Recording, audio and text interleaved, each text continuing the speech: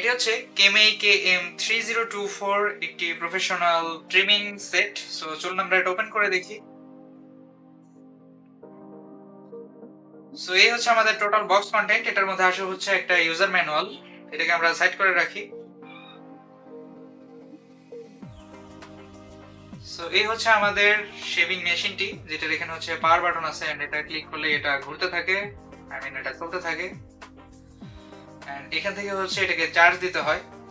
So এটার বিষয় হচ্ছে এটাকে খোলা যায় এখান থেকে এটার আমি এই হেড আলাদা করে আমি অন্য একটা ব্যবহার করতে পারি। এখানে আমার ইচ্ছা মতো আমি যে কোনো একটা ব্যবহার করতে পারি, অর্থাৎ আমার যখন যেরকম প্রয়োজন।